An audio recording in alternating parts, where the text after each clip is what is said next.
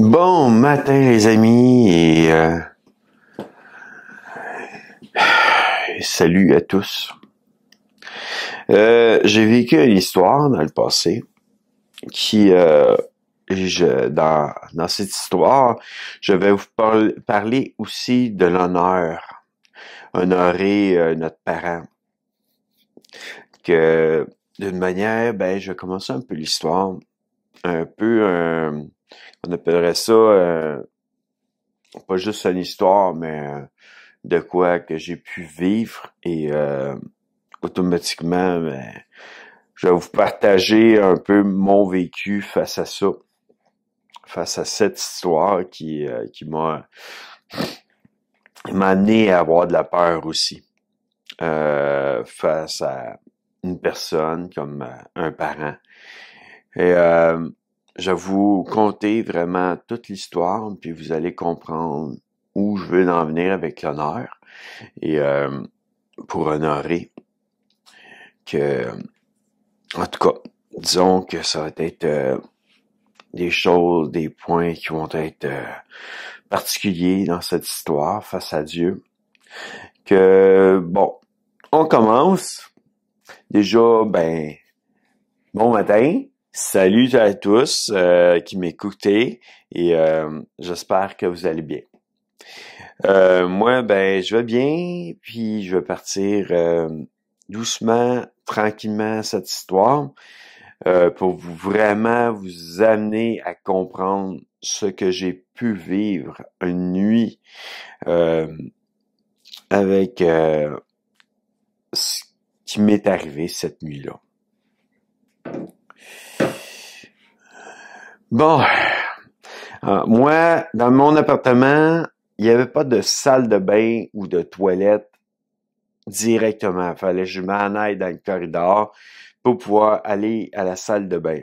Je vivais à Saint-Luc et d'une manière, c'est ça, j'étais sorti pour aller à la toilette quand que cette histoire est arrivée. Ma mère, faut dire que quand même était malade. C'est pas sa faute à elle, mais c'est juste que c'est elle qui a subi un peu mon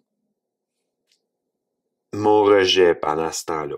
Que pour commencer, c'est ça, j'étais à la toilette et en sortant de la toilette, je la vois, mais avec un couteau de cuisine dans la main. Puis je m'en retourne chez nous assez vite parce que c'était quand même traverser le corridor un peu pour pouvoir aller chez nous. J'arrive chez nous, je m'enferme, puis ma mère bûche, puis elle dit laisse-moi rentrer, faut que je te tue. Parce que d'une manière, c'est ça qu'elle comprenait, mais d'une certaine autre façon, c'est que elle, dans sa tête, ça lui disait que la voisine dans la même bâtisse que moi avait couché avec moi, puis m'avait donné le sida, puis qu'il fallait qu'elle me tue. Pour pas que je transmette ça à personne d'autre. Que d'une manière, dans l'histoire, c'est ça. Mais là, bon, j'y ai fermé la porte au nez, je voulais pas rien savoir de réouvrir. J'avais jamais couché avec la voisine, puis de toute manière, je pense que la voisine avait même pas le sida. Mais en tout cas, dans sa tête, l'histoire, c'était ça. Et ça a fait que ma mère, elle voulait m'assassiner. Qu'on parle d'une maladie mentale qui est la psychose. À ce moment-là, c'est ça qui s'est produit cette journée-là, cette nuit-là plutôt. Et me suis retrouvé à être pris dans ce piège. En tout cas, disons que ça a été un moment pénible. Parce que d'une manière, c'est quand on vient qu'on a peur un peu de notre mère ou n'importe quel autre parent. Et à un moment donné, je suis même allé voir un organisme qui était supposé de m'aider face à une personne qui a une maladie mentale. Et ils m'ont dit carrément, moi, je couperais les ponts avec. Comme ça, tu vas avoir, tu vas être libre, puis d'une manière, ben, je couperai toutes les ponts, puis je la laisserai se débrouiller tout seul, sans toi. Ce que j'ai fait, mais ça a pas donné grand fruit, de bons fruits, en voulant dire que Dieu, des fois, nous demande de partager de bons fruits, ben, ça n'a pas donné les fruits que ça aurait dû donner. C'est, en voulant dire, je m'écarte de ma mère et je l'adore pas en faisant ça. Que d'une manière, c'est ça, un peu qui s'est produit pendant un temps, je me suis éloigné. Dieu, pendant ce temps-là, me ramène à lui dans une assemblée, la chapelle chrétienne à Iberville. Il me ramène à lui et je commence à avoir des moments où que Dieu me parle un peu plus, puis qui me dit vraiment de continuer à honorer ma mère, mais moi, je l'écoute pas, parce que pour moi, c'était, oh non, non, on m'a dit de couper les ponts avec elle, je continue à couper les ponts avec elle, puis en tout cas, ça a fait que, à un moment donné, quand elle est venue, quand une journée, samedi, ça cogne à la porte, ça me dit ouvre la porte. Je vais ouvrir la porte, je vais pour ouvrir la porte et j'ouvre la porte, puis il n'y a pas personne. Par la suite, ça recogne une autre fois et ça me dit encore va ouvrir la porte. J'arrive, mais je m'obstine un peu, mais j'arrive pour ouvrir la porte, il n'y a toujours personne. Et je referme ma porte, je remets ma chaîne, et je me retourne dans mon lit parce que j'étais fatigué, je filais pas trop. Et ça cogne, mais là, je connais le cognement. Là, un petit cognement là, de rien du tout, là, comme ça. C'est à peine dire ça cogne, tu sais. Et à ce moment-là, je vois, oh, OK, non, là, non, non, tu m'auras pas, là. Tu me fais pas ouvrir la porte, c'est elle, puis je veux rien savoir de la revoir, ni d'y reparler, ni même que... Mais il s'obstine pas, mais m'encourage à vraiment y aller. Là, j'ai dit, OK, ben, je vais ouvrir, mais vu que j'ai une chaîne, mais je vais laisser la chaîne, puis entrouvert la porte, pour pas que je mange un coup de couteau ou d'autres choses, ben, je vais laisser une sécurité. Que j'ai laissé la sécurité, là, j'ai pu parler, mais à travers une sécurité. Avec ma mère pour lui dire, pour qu'en fin de compte, elle me dise qu'est-ce qu'elle avait à me dire, mais que moi je dise aussi qu'est-ce que j'avais à lui dire avec une certaine sécurité. Que par la suite, tranquillement, pas vite, ben, Dieu m'amenait à dire, faut que tu honores ta mère. Honorer ma mère. Ouais, mais je veux pas l'avoir à temps plein, je veux pas l'avoir de l'autre manière qu'à travers cette porte avec une chaîne, là, je veux pas... parce que moi, ben, j'avais encore peur un peu là, de la situation que j'avais vécue avec elle. Et à ce moment-là, il dit, va dans une place publique. C'est en voulant dire que j'ai été dans un resto, j'étais allé à Pizza Richelieu avec ma mère et j'ai pu parler avec. Mais dans une place publique, au moins, je risque pas d'être attaqué. Si ça m'attaque, c'est tout de suite, elle va être embarquée par la police, séquestrée à l'hôpital, d'autres choses, au 4e à nouveau. Et à ce moment-là, ben, elle pourra rien faire là-bas. En tout cas, ça a resté que je l'ai vu là et qu'est-ce qui s'est produit par la suite. J'ai continué à l'honorer de plus en plus. Avec mon amour, avec ce que Dieu me donnait pour l'aimer. Et je me suis retrouvé que tranquillement, pas vite, il y avait des changements qui se produisaient. dans ma mère autant que dans moi, parce que d'une façon, moi, Dieu aussi a travaillé mon caractère, il m'a changé dans mon caractère, il a vraiment transformé mon cœur et tout, d'un cœur dur face à l'amour qu'il n'y avait plus d'amour tant que ça pour des personnes comme ma mère, à aujourd'hui un cœur quand même assez tendre et qui aime inconditionnellement sa mère et que il honore sa mère de sa présence déjà d'aller près acte de présence envers une personne et l'aimer. Que j'ai été à l'hôpital souvent depuis un moment donné parce que elle était à l'hôpital, là, elle est rendue ailleurs. Et d'une certaine façon, pendant qu'elle était à l'hôpital, je faisais mon acte de présence puis mon acte quand même d'amour pour elle.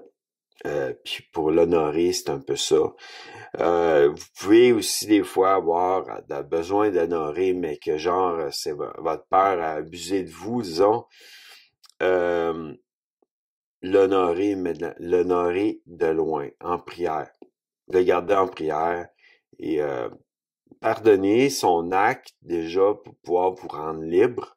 Mais deuxièmement, après ça, l'honorer, mais de loin pour la raison. À ce moment-là, il y a une raison qui est correcte. Mais là, bon, avec ma mère, disons que malgré qu'elle m'avait menacé, j'ai pu l'honorer de proche, pareil. Et c'est ça un peu mon histoire à travers tout ça. Et j'ai continué à l'honorer aujourd'hui. Cette histoire, ça fait longtemps qu'elle a été passée. Je reste plus à Saint-Luc. J'ai resté à Iberville même pendant le temps où après cette histoire-là. Ensuite, ben, je suis rendu à Bedford, que automatiquement, ça fait quand même une couple d'années, là. Parce que mes logements, j'ai resté quand même quelques années. À Iberville, disons, mon logement, j'ai dû le quitter à cause qu'il y avait de la moisissure. Et ça m'a obligé à quitter mon logement. Puis là, ben, je reste encore à Bedford. Pour le moment, il n'y a pas de moisissure, je l'espère. Disons, vu que j'ai eu un dégât d'eau qui s'est produit d'en haut jusqu'ici dans mon logement, j'espère qu'il n'y a pas de moisissure. Ça, c'est dans ma salle de bain, hein. Mais ça magane pas mes meubles d'autre chose là, d'avoir eu mon dégât d'eau parce qu'il n'y en a pas dans le salon, il n'y en a pas dans la cuisine, ni dans ma chambre, ni dans la petite chambre, mais juste dans la salle de bain que ça s'est produit. En tout cas, dites-vous, ben là, je suis rentré dans un autre contexte, mais dites-vous que d'une manière, Dieu vous appelle à honorer vos parents.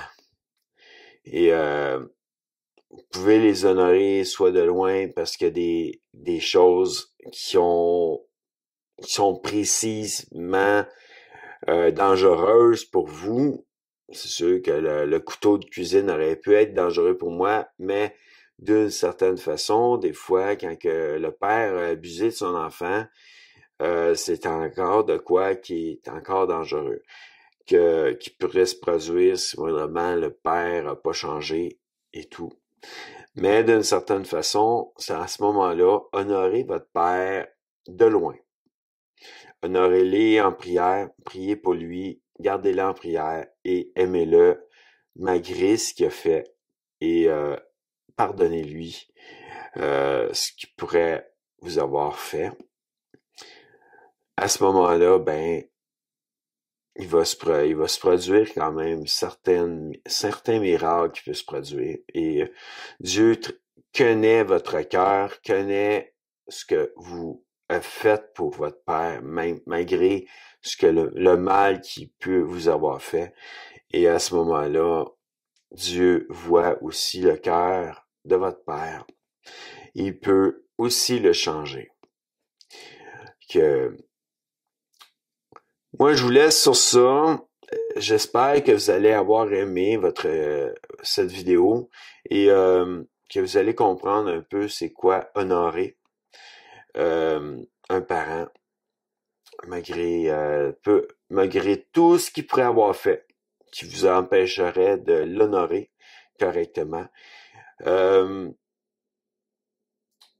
Puis d'une manière, si moi j'ai pu passer à travers cette histoire et pouvoir honorer ma mère, malgré qu'est-ce qu'elle m'avait fait et malgré tout,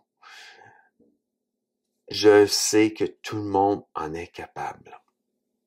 Que je vous encourage à pouvoir prier si vraiment vous avez eu certains problèmes avec votre parent pour pouvoir l'honorer. Et tu sais, on sait très bien que même un enfant, un jeune enfant, abusé, battu ou n'importe quoi, pour lui, il va continuer à aimer ses parents. Pour lui, ou pour elle, elle fera pas la différence parce que c'est ses parents. Mais à un moment donné, on lui apprend que faut faire une différence à travers tout ça. Et là, à ce moment-là, il peut avoir un rejet, qu'elle rejette ses parents face à ça. Ensuite, elle peut être en DPJ ou n'importe quoi. Tout arrive, mais d'une certaine façon, ensuite, c'est à elle de faire le choix, ou lui de faire le choix, de pouvoir pardonner son parent. Moi, j'ai fait mon choix, j'étais quand même adulte au moment que ça s'est produit, j'étais pas enfant, mais j'ai réussi à passer à travers. Que si j'ai été capable de ça, vous en êtes capable. Que je vous encourage à pouvoir continuer la route et continuer à honorer vos parents malgré toute chose, malgré toute situation. À bientôt les amis dans une prochaine vidéo.